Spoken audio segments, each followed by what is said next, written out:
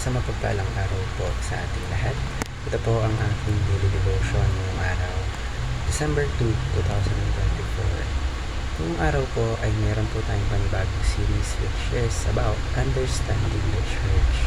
Specifically, ang magiging topic po natin para sa araw nito is the church is God's family. So, ngayong araw po is meron po tayong panibagong series at ito po ang ating unang part ng ating series. So ngayon po, ang scripture po natin ay manggagaling sa Genesis chapter 1 verse 26.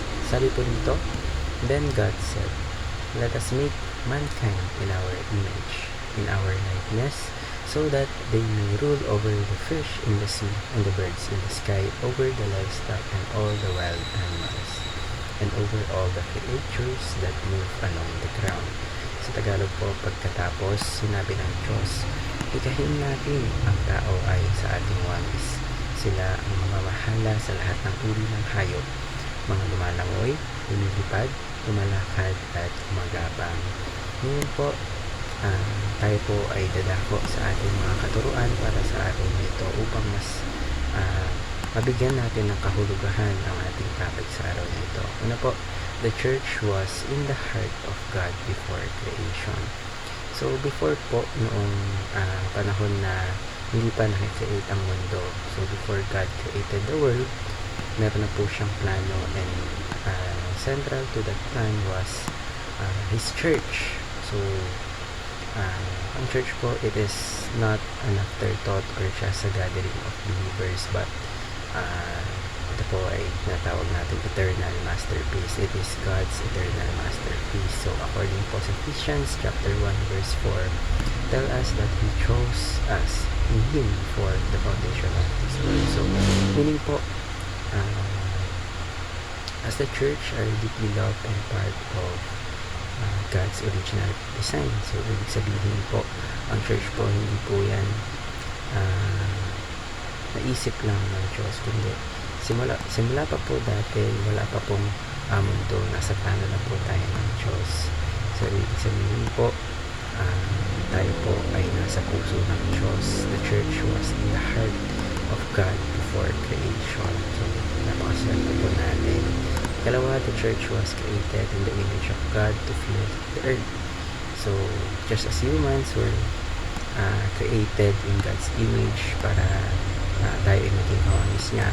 So the church carries this mission. So sabi po sa Genesis chapter 1 verse 28, speaks of humanity being fruitful and multiplying, filling the earth with God's presence.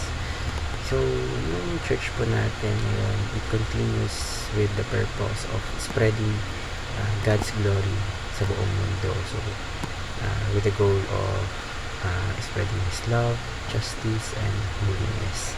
And lastly po is the church is called to rule over God's authority.